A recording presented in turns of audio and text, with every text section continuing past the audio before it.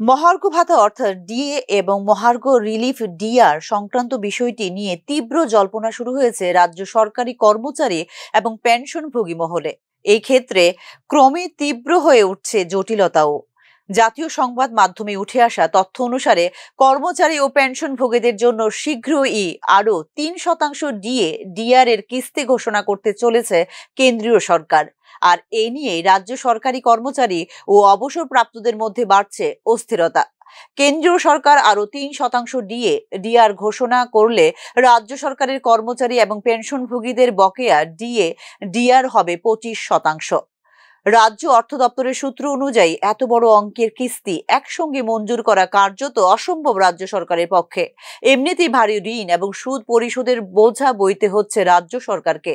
ফলে কর্মচারীদের দীর্ঘদিনের দাবি পূরণ করা চ্যালেঞ্জ হয়ে উঠেছে সরকারের জন্য। আগামী ১৯শে সেপ্টেম্বর থেকে শুরু হতে চলেছে বিধানসভার বর্ষাকালীন অধিবেশন।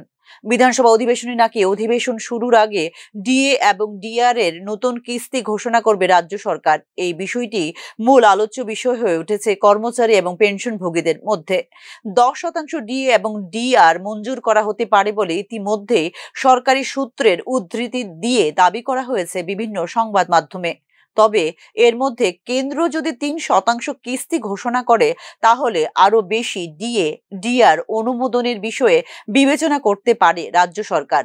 যদি উচ্চ কিস্তি ঘোষণা করা হয় তবে কর্মরত কর্মচারীদের জন্য নগদে প্রদানের বদলে মহার্ঘ ভাতার টাকা জেনারেল প্রভিডেন্ট ফান্ড বা জিপিএফ এ জমা করে দিতে পারে বলে জানিয়েছেন নাম প্রকাশে অনিচ্ছুক অর্থ দপ্তরের আধিকারিক। এতে কর্মীরা সরাসরি হাতে টাকা না পেলেও তা জমা থেকে সুদ সহ তুলতে পারবেন ২০২৬ সালের ১ এপ্রিল বা নতুন আর্থিক বছর থেকে। রাজ্য সরকার চাইছে আসন্ন ব্যয়কে ১৬তম অর্থ কমিশনের কাছে দায় হিসেবে প্রতিশ্রুতিবদ্ধভাবে অন্তর্ভুক্ত করতে, যাতে ভবিষ্যতে এই টাকা কেন্দ্রীয় সহায়তার আওতায় আসে। আর যদি এরকমটাই হয় তাহলে নিঃসন্দেহে তা হবে রাজ্যের কর্মচারী মহলের জন্য বিশেষ প্রাপ্তি। তবে এই বিষয়ে নির্ধারিত সময়সীমা হলো ৩১শে অক্টোবর। এই সময়সীমার মধ্যেই প্রস্তাব পাঠাতে হবে রাজ্য সরকারকে। অন্যদিকে দীর্ঘদিন ধরে কেন্দ্র ও রাজ্যের ডিএ হারের বিশাল পার্থক্যের ফলে তাদের আর্থিক ক্ষতি হচ্ছে বলে অভিযোগ সরকারি কর্মচারী সংগঠনগুলির। অবিলম্বে বকেয়া প্রদানের দাবি তুলেছেন অবসরপ্রাপ্তরাও।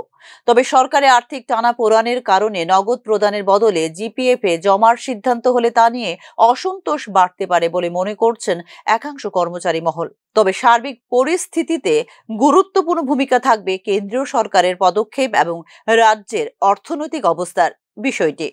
Bureau report, news now.